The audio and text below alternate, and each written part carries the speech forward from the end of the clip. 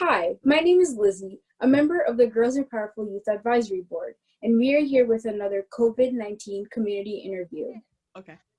Hi, everybody. I am Miss Kapaun from Tartan High School in the East Metro. Well, thank you, Ms. Kapaun, for taking the time to come and be one of our individuals for interviewing. Thank you so much. So what inspired you to become a teacher, and what subject do you teach? Thank you for having me, Lizzie. I am a business teacher at Tartan High School, and I did not originally go into teaching. I had a business degree first, and I worked in the business field for about 4 years. And my favorite thing about working in the business field was when I had to teach spreadsheets to some of the new employees. So knowing that that was my favorite part was the teaching, I thought I would go back to school and become a teacher. Nice. How long have you been teaching for?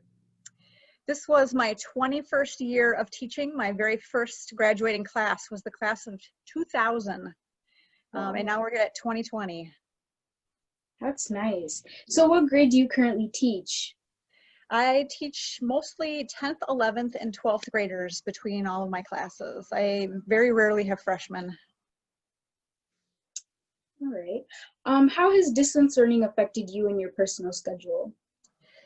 Distance learning is not easy for teachers. We went into this business because we love kids and we want to be with the kids and not just seeing them over camera or not seeing them at all and just seeing their assignments coming through or their emails coming through. I really miss the personal connection. I have 2 teenage daughters at home, so they're very good as far as getting their own work done, you know, asking me questions here and there throughout the day, but nothing like I'm sure the teachers with elementary school children are dealing with. So my personal schedule isn't too bad, except for that my desk is set up in the living room, and so it's really easy to just walk past it and check emails and have that disruption like all day long and all night long. What tips would you give kids and students that are struggling with the new switch to online school? Do you have any advice for students to stay positive during this pandemic, even into our summer?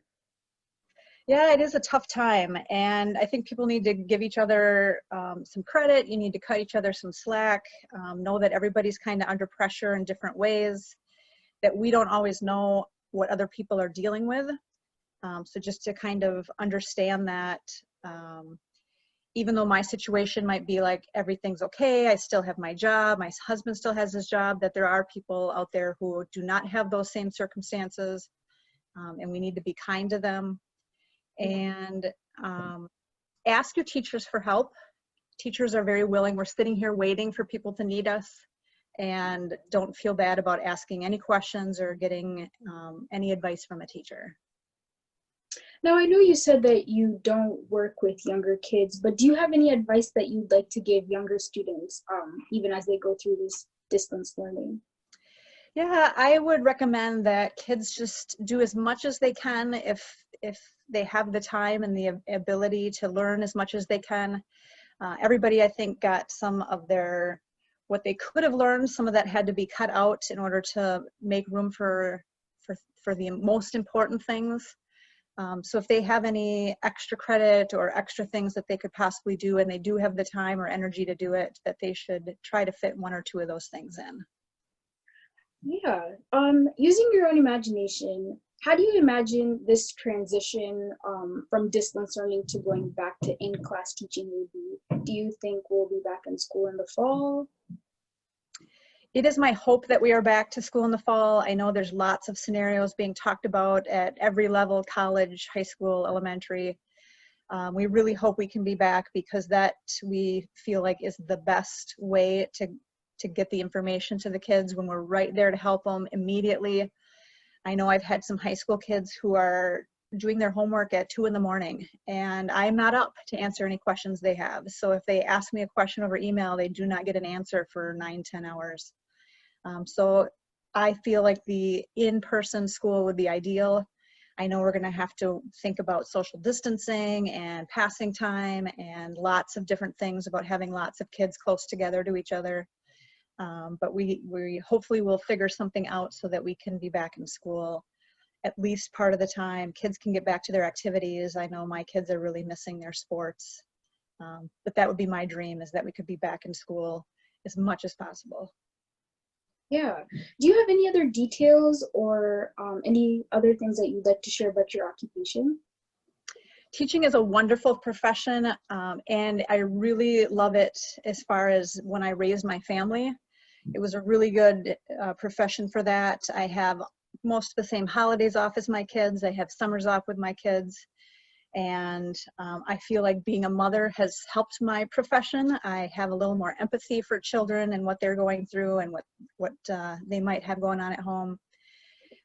So I think it works really well to be a mom, so that I know how to mother my students, and then to still be able to be home with them a lot of the time. My day is, kind of the same school hours as my children, so I'm not gone a lot from them. So that's the part I really love. That's really nice. Do you have any available resources or outlets that you'd like to leave students with?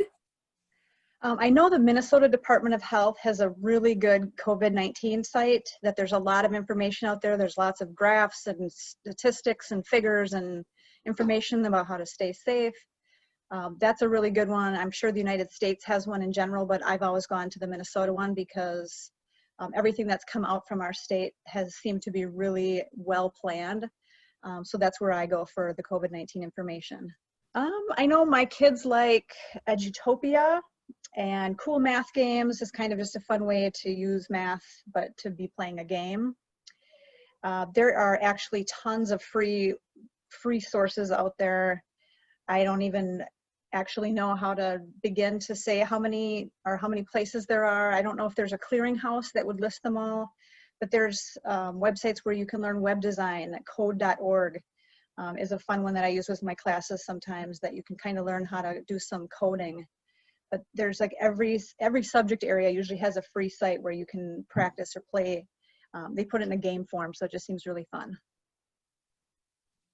I've reached the end of my questions for you. Thank you so much once again for being on and taking the time to be here. Thank you. Lizzie. Wish you the best. Thank you.